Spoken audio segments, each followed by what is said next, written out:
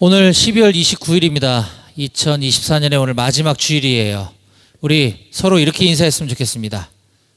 새해 복 많이 받으세요. 우리 서로 바라보면서 새해 복 많이 받으세요. 인사합시다. 새해 복 많이 받으세요. 네, 새해 복 많이 받으세요. 복 많이 받아야죠. 이렇게 받고 싶은 얼굴이 아닌 것 같기도 하고 추워서 그런 것 같기도 하고 그렇습니다. 우리 혹한기 훈련 언제 하나요? 사이대대는 언제 하죠? 중순 몇째 주인지 모르고 넷째쯤 추석 바로 전주? 아 그렇구나. 방공중대는 언제 합니까? 20일 추석 바로 전주? 다 똑같네 그럼. 아하, 그때는 제가 빡세게 기도를 해야 될 것 같습니다. 아무튼 날씨가 춥지 않기를 바랍니다. 그렇군요. 예, 그 말씀 묵상을 위한 매거진 큐티인 1, 2월호가 나왔습니다. 이거는 분당 우리들 교회 김양재 목사님을 주축으로 해서 편찬한 큐티 책인데 이게 시중 서점에서 팝니다. 한 권에 5,000원씩이에요.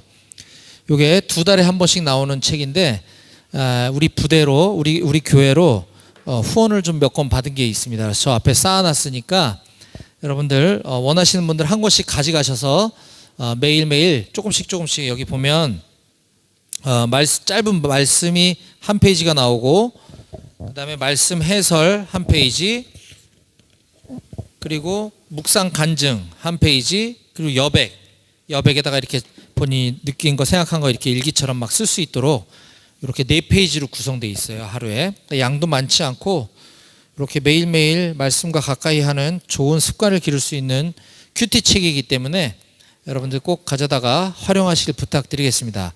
저기 몇 권이 없긴 한데 저거 다 모자라면은 제가 더 사다가 갖다 놓을 테니까 마음껏 원하시는 분들 가져가시기 바랍니다. 예, 우리는 지난 주일에 창세기 33장 1절에서 11절까지 말씀을 함께 살펴봤습니다. 하나님의 은혜로 문제는 해결됩니다 라는 제목으로 우리에게 주시는 교훈을 함께 나눴었는데요. 자, 형 에서를 만나러 가는 것이 두려워. 지난주 말씀을 먼저 복습하고 오늘 말씀 이어가겠습니다. 형 에서를 만나는 것이 두려워서 야곱은 만반의 준비를 다 갖추고 형의 마음을 누그러뜨리기 위해 예물을 1그룹, 2그룹, 3그룹 이렇게 나눠서 형한테 뇌물을 막 보냈습니다. 그래서 형의 마음이 좀 누그러뜨려졌을 때 이제 자기가 맨 마지막에 딱 형을 만나기 위해서 그렇게 치밀한 계획을 세우고 형을 만나려고 하였습니다. 자, 그 노력의 결과 지난 주일 말씀에서 드디어 야곱이 형 에서를 만나는 장면을 우리가 살펴봤죠. 야곱은 32장에서 보았던 것처럼 분이엘이라는 곳에서 하나님의 얼굴을 대면해서 하나님을 만났던 사람입니다. 하나님을 직접 대면해서 만나서 그에게 절대적인 안정감, 자신감을 갖게 되었음에도 불구하고 형이 지금 400명의 군대를 거느리고 지금 자기한테 오고 있다라는 그것을 이미 들었고 지금 그 현장을 딱 맞닥뜨리는 순간 야곱은 다시 인간적인 두려움에 사로잡힐 수밖에 없었습니다. 자, 이것을 볼 때 우리도 마찬가지로 우리가 하나님의 은혜를 한번 경험했다고 하더라도 우리 앞에 놓여진 또 두려움과 근심, 걱정들이 우리를 다시 사로잡게 하는 경우가 상당히 많다. 하나님의 은혜는 영원히 지속되는 것이 아니다 라고 말씀을 나눴습니다. 따라서 우리는 지속적으로 하나님을 찾고 하나님의 은혜를 구하고 하나님의 도우심을 구하는 그런 삶을 계속해서 우리는 살아가야 한다라고 말씀을 나눴습니다. 자, 그리고 형을 만나러 가기 위한 야곱의 식구들과 종들, 재산들을 행군 제대를 편성해서 1제대, 2제대, 3제대 편성해서 쭉 행군을 하고 가는데 야곱은 맨 뒤에 숨어서 형에게 갔다고 그랬죠. 그런데 어찌된 일인지 형을 만나기 직전에 이 야곱이 용기를 발휘해서 맨 앞으로, 더 이상 맨 뒤에 숨어 있지 않고 맨 앞으로 나아가서 형을 제일 먼저 마주하게 됩니다. 33장 3절입니다. 자기는 그들 앞에서 나아가되 몸을 7번 땅에 굽히며 그의 형 에서에게 가까이 가니. 그렇죠. 자, 야곱이 하나님을 의지하고 용기를 발휘하자 기적이 일어납니다. 자, 그 순간 형 에서가 야곱을 향해 달려옵니다. 와, 얼마나 간이 콩알만해졌겠어요. 그렇죠? 형은 지금 나를 죽이겠다고 해서 내가 도망쳐서 20년을 살다가 지금 형의 마음을 누그러뜨리기 위해서 뇌물을 보내긴 했지만 형이 마음이 어떤지 모르고 형이 지금 내 앞에 와 있는 그 순간에 야곱이 맨 앞에 가서 무장을 풀어 헤치고 절을 하고 있는 거예요. 근데 갑자기 4절에 에서가 달려와서 정말 간이 콩알만해졌을 것 같습니다. 그런데 여기에 엄청난 반전이 일어나죠. 기적이 일어납니다. 에서가 달려와서 그를 맞이하여 안고 목을 어긋 맞추어 그와 입 맞추고 서로 우니라. 지난 20년 전에 야곱의 그 노여움, 분노는 어디로 사라지고 이렇게 감격의 재회를 하는 순간을 우리가 지난주에 볼 수 있었습니다. 자, 그렇게 형 에서와 만나서 반갑게 인사도 나누고 부둥켜 안고 엉엉 울고 또 자기 가족들 처자식들 인사도 시키고 했던 이 야곱은 33장 8절에서 11절에 은혜라는 표현을 무려 3번이나 반복적으로 강조해서 사용하고 있는 것을 우리가 볼 수 있었습니다. 은혜. 야곱은 원래 형 에서와 경쟁하는 관계였었죠. 태어날 때부터, 쌍둥이로 태어날 때부터 형보다 먼저 나오려고 그 신생아가 형의 발 뒤꿈치를 붙잡고 나왔던 게 야곱이었어요. 자라는 성장 과정에서도 마찬가지였죠. 형의 것을 뺏기 위해서는 거짓말도 밥 먹듯이 하는 게 야곱이었고 결국 그렇게 형을 속이고 사람들을 속이고 내가 원하는 것을 가져야만 직성이 풀리던 사람이 야곱이었었습니다. 그런데 야곱은 하나님을 여러 차례 만나고 만난 후에 이제 그런 사람이 아니라 전혀 다른 사람이 되었죠. 그래서 33장에서 야곱은 에서를 만났을 때 에서 앞에서 겸손하게, 물론 두려워서 그런 것도 있겠지만 겸손하게 형을 굉장히 높이는 것을 우리가 볼 수 있었습니다. 야곱이 이렇게 180도로 다른 사람이 될 수 있었던 것은 바로 하나님이 야곱을 찾아오셔서 만나주셨기 때문이다 라는 사실을 우리는 반드시 기억해야만 할 것입니다. 사람이 변하는 건 방법이 없어요. 하나님이 하셔야지만 사람이 변할 수 있고 바뀔 수 있는 것입니다. 야곱을 찾아와 주셔서 만나 주신 하나님, 그 야곱을 변화시켜 주신 하나님이 여기 있는 저와 여러분들도 똑같이 변화시켜 주실 줄로 믿습니다. 아멘. 네. 야곱은 거짓말장이, 속이는 자라는 뜻의 이름이라 그랬죠. 그는 평생 남을 속이고 거짓말해왔던 사람이었는데 그 불명예스러운 이름 야곱이라는 이름 대신 하나님으로부터 승리자라는 뜻을 가진 이스라엘이라는 이름으로 새로운 이름을 부여받을 수 있는 은혜를 입었습니다. 이처럼 하나님의 은혜가 임할 때 문제는 해결되는 줄로 믿으시기 바랍니다. 아멘. 네. 오직 하나님의 은혜만이 문제를 해결해 줄 수 있는 것입니다. 이게 지난주 말씀이었고요. 이제 계속해서 이어지는 오늘 본문 말씀을 함께 살펴보도록 하겠습니다. 오늘은 창세기 연속 강해 설교 68번째 시간으로서 오늘 말씀의 본문은 창세기 33장 12절에서 20절까지 말씀이고 오늘 본문의 제목은 가야 할 방향을 잊지 말아야 합니다 라는 제목으로 오늘 하나님께서 우리에게 주신 말씀을 함께 나누도록 하겠습니다. 앞에 설교 제목이 띄어져 있는데요. 같이 함께 힘차게 소리내어 읽어보도록 하겠습니다. 시작.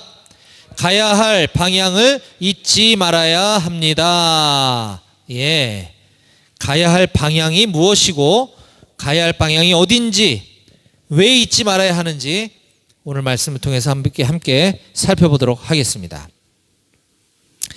에서는 동생 야곱과의 재회의 감격을 나누고 나서 이제 야곱과 함께 자기가 사는 곳으로 데리고 갈 것을 권면합니다. 12절입니다. 에서가 이르되 우리가 떠나자, 내가 너와 동행하리라. 이 말은 이제 여기까지 왔으니 이제 가자, 우리 집으로 가자, 내가 너랑 같이 함께 가겠다, 이렇게 호의를 베푸는 겁니다. 이거는 인사치레가 아니라 남이 아니기 때문에 이거는 당연한, 에서로서는, 형으로서는 당연한 제안이었죠. 그런데 야곱이 이걸 정중하게 거절합니다. 어떻게 거절하는가 보겠습니다. 13절. 야곱이 그에게, 형에게 이르되 내 주도 아시거니와, 이게 내 주는 형님을 높이는 표현이에요. 형님도 아시거니와 제 자식들은 연약하고 제게 있는 양떼와 소가 새끼를 데리고 있은즉 하루만 지나치게 몰면 모든 떼가 죽으리니 청하건대 내 주는, 형님은 종보다, 저보다 먼저 가소서. 나는 앞에 가는 가축과 자식들의 걸음대로 천천히 인도하여 형님이 살고 계시는 세일로 가서 내 주께, 내 형님께 나아가리이다 라고 말하고 있습니다. 굉장히 극존칭을 많이 써서 제가 중간중간에 좀 해석을 했어요. 그러니까 형님 제 자식들이 지금 6살짜리부터 10대 미만의 제 자식들이 많아서 이게 장거리 여기까지 오는 게 너무 힘들었거든요. 그러니까 지금 가는 그 길도 애들이 힘들어할 것 같아요. 그리고 제가 데리고 있는 양떼, 소떼들이 어린 새끼를 지금 뵀는데 이게 조금 지나치게 속도를 내면은 얘들이 죽을 수가 있으니까 제가 부탁하건대 형님은 먼저 출발하세요. 그러면 제가 천천히 형님 계신 세일이라는 지역으로 제가 따라가겠습니다. 이렇게 지금 얘기를 하는 거예요. 그랬더니 형이 에서가 이제 안 됐으니까 동생을 이제 배려해서 이제 대신 그럼 수행원을 붙여주겠다. 네가 우리 집까지 오는 길도 잘 모를 테고 또 뭐 내비게이션도 없으니까 내가 수행원을 붙여줄 테니까 천천히 와라. 이렇게 얘기합니다. 15절. 에서가 이르되 내가 내 종 몇 사람을 네게 머물게 하리라. 야곱이 이르되 어찌하여 그리하리이까? 나로 내 주께 은혜를 얻게 하소서 하매. 그렇다면 내 부하 몇 명을 너한테 붙여줄 테니까 천천히 같이 와라. 이렇게 얘기했더니 야곱이 형을 말리는 거죠. 아유, 그러실 것까지 없습니다, 형님. 형님께서 저를 너그럽게 맞아주신 것만으로도 충분합니다. 이렇게 얘기를 하는 거예요. 자, 이렇게 서로 배려하는 모습이 너무 아름답죠. 그래서 결국 형이 동생의 뜻에 따르기로 하고 각자 출발을 합니다. 형이 먼저 출발을 해요. 16절. 이날에 에서는 세일로 돌아가고, 에서가 살던 지역이 세일이죠. 돌아갔어요. 그리고 야곱은 숫곳에 이르러 자기를 위하여 집을 짓고 그의 가축을 위하여 우릿간을 지었으므로 그 땅 이름을 숫곳이라 부르더라. 형이 먼저 출발했고 야곱이 뒤따라 출발했는데 지금 얼마 못 가서 숫곳이라는 지역에 도달했을 때 야곱이 자기를 위하여 집을 짓고 가축을 위하여 우릿간을 지었다라고 표현하고 있습니다. 이게 좀 이상하죠. 왜 이상하냐면 집을 짓는 행위는 이 유목민들은 집을 짓지 않잖아요. 그죠? 장막 치고 자고 추위와 더위를 피했다가 다시 장막 접고 또 가고 해야 되는데 집을 지었다? 그럼 여기 정착하려고 시도했다라는 거거든요. 야곱이 형 있는 세일로 가려고 하지 않고 숫곳이라는 곳에 머무르려고 했구나라는 것을 우리가 생각해 볼 수 있습니다. 이건 아닌데, 이건 형을 속이는 거기도 하지만 애시당초 하나님께서 야곱에게 하신 말씀을 지금 잊어버렸든지 아니면 지킬 의지가 없어졌든지를 보여주는 대목입니다. 야곱은 본래 31장 3절에서 하나님의 말씀에 순종해서 이 여정을 출발했던 거거든요. 자, 31장 3절을 제가 읽어드리겠습니다. 여호와께서 야곱에게 이르시되 내 조상의 땅, 내 족속에게로 돌아가라. 내가 너와 함께 있으리라 하신지라. 야곱은 지금 이 외삼촌 라반이 살고 있는 그 지역에서 이와 같이 하나님의 말씀을 들었던 거예요. 밧단 아람이라는 지역에서 하나님이 야곱에게 너는 이제 네 조상의 땅, 내 족속에게로 돌아가라 라고 말씀해서 야곱이 이걸 출발했던 건데, 지금 느닷없이 숫곳이란 지역에서 집을 짓고 거기 머무르려고 지금 하고 있는 장면입니다. 이것은 바람직하지 못한 자세로 보여요. 자, 그랬던 야곱이 일단 1차 시도를 그렇게 했죠. 근데 그 다음 절에 보니까 무슨 생각이 들었는지 다시 여정을 출발하기로 마음을 고쳐먹습니다. 18절. 야곱이 밧단 아람에서부터, 밧단 아람 아까 얘기했죠. 그 외삼촌의 집, 그 20년을 살았던 거기서부터 평안히 가나안 땅 세겜 성읍에 이르러 그 성읍 앞에 장막을 치고, 아까 숫곳에서는 일단 출발을 한 거예요. 출발을 해가지고 지금 세겜 성읍이라는 곳에 평안히 잘 도착을 했다, 이 얘기입니다. 거기서 장막을 치고 그가 장막을 친 밭을 세겜의 아버지 하몰의 아들들의 손에서 베크시타에 샀으며. 여기 더 이상한 얘기가 지금 나옵니다. 야곱은 숫곳에 머물 생각을 잠시 동안 했다가 다시 계획을 바꿔서 귀경길을 출발했다 그랬어요. 그렇죠? 예, 그런데 말입니다. 방향이 이상합니다. 지금 방향이.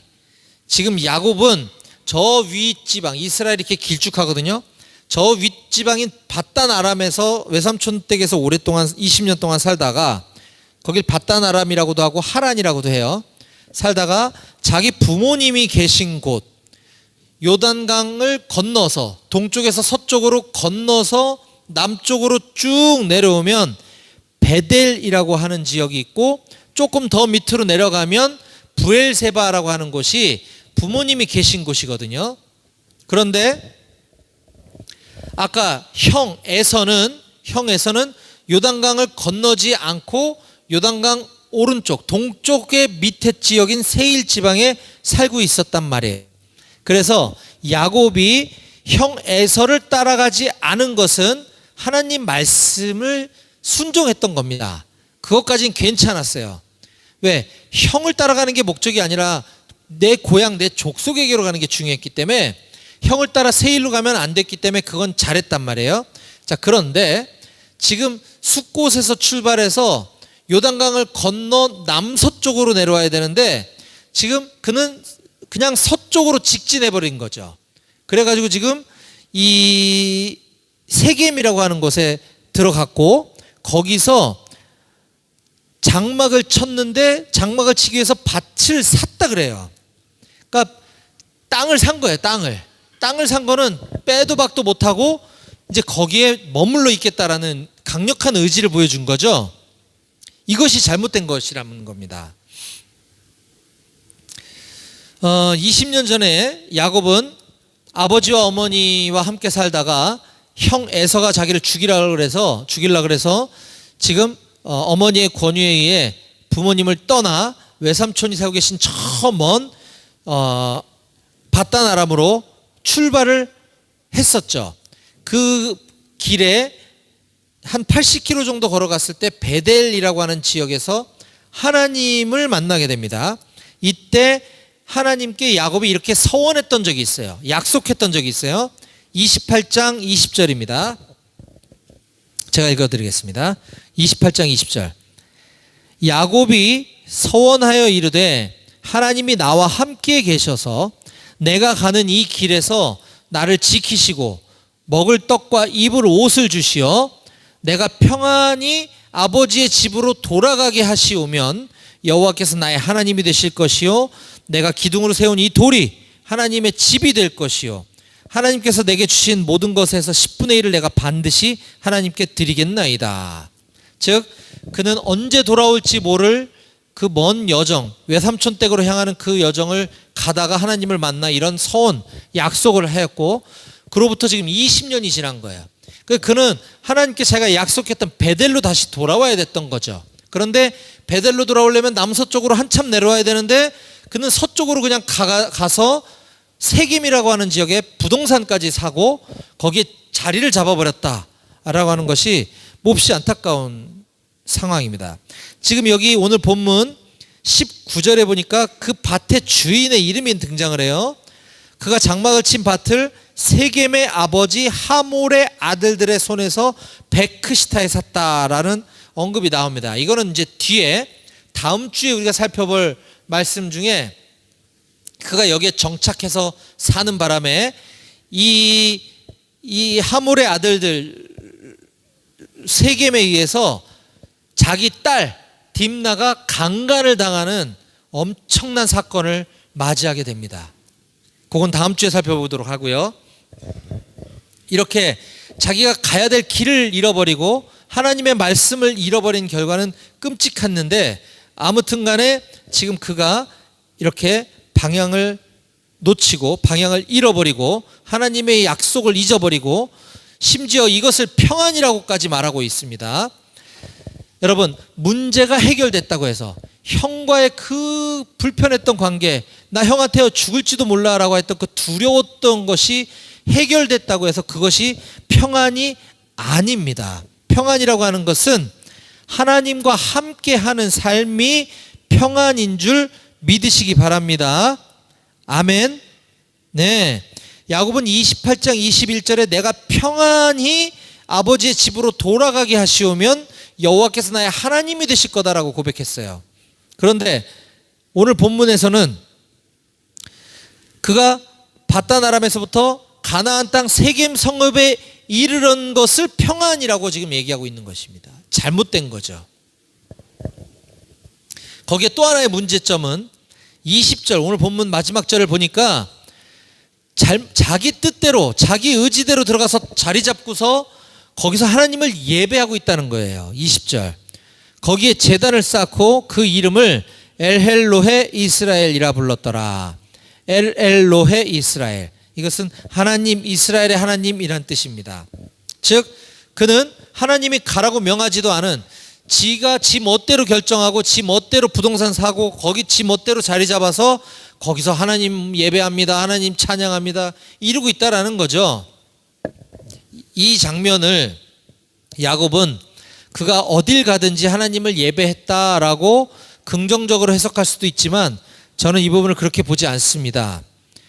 이 장면은 마치 하나님께서 저에게 저 낮고 낮은 강원도 철원, 강포리, 지경리 시골로 가서 거기 자식 같은 군인 청년들과 함께 하나님을 예배하고 그들에게 예수님이 누구신지 가르쳐라 라고 말씀하셨는데 철원 오다가 갑자기 포천쯤에서 번화가를 만나고 거기 좋은 교회를 만나서 거기서 목회하세요 라고 했을 때 내가 거기에 자리 잡고 앉아가지고 하나님 예배합니다 이러고 있는 꼴하고 똑같다라는 거죠. 하나님의 부르심, 하나님의 명령을 외면한 채 자기 멋대로 자기 편의대로 하나님을 예배하는 모습. 사랑하는 우리 임마누엘 교회 청년 장병 여러분, 우리의 인생 가운데 어떤 어려움이나 큰 문제가 생겼을 때 우리는 간절히 하나님을 찾고 기도하게 될 것입니다. 그렇죠? 네. 이때가 바로 하나님의 음성을, 세미한 음성을 잘 들을 수 있는 좋은 기회가 됩니다.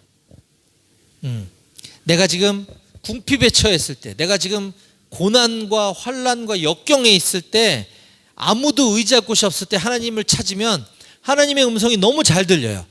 하나님의 인도하심이 너무 뚜렷하게 보이기 시작합니다. 그런데 여러분, 그렇게 하나님을 의지하고 하나님의 인도하심을 기다렸더니 그 문제가 해결이 잘 되었어요. 이제 문제가 다 해결되고 이제 먹고 살만해지고, 아니 좀 남들보다 좀 여유롭고 풍족해지게 되니까 그때부터 하나님 말씀이 안 들리기 시작합니다. 그건 하나님이 말씀 안 하셔서가 아니라 내가 하나님의 말씀을 귀담아 듣고자 하는 의지가 없기 때문이에요.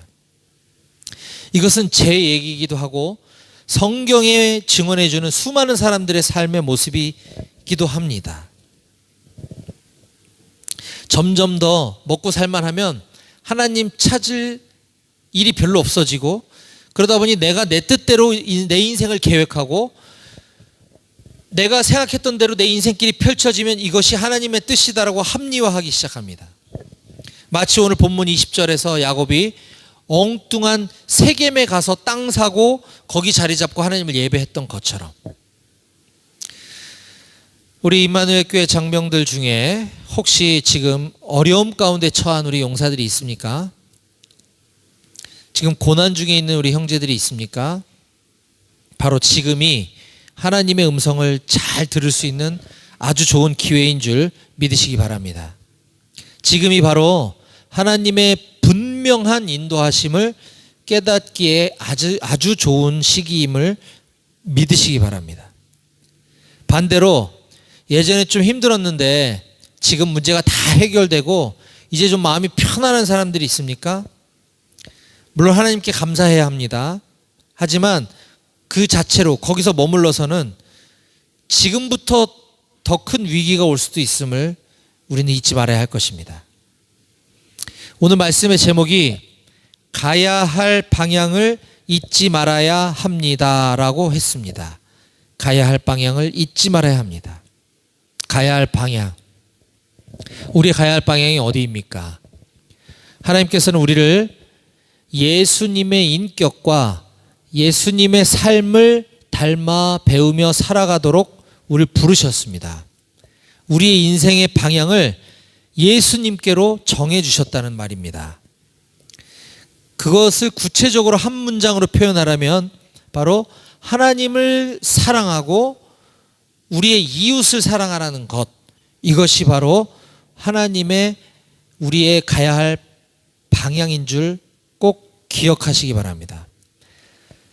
우리 그런 방향을 잊지 않고 살아가는 우리 모든 임마누엘 교회 형제들이 다 되시기를 주님의 이름으로 간절히 축원합니다. 아멘. 기도하시겠습니다.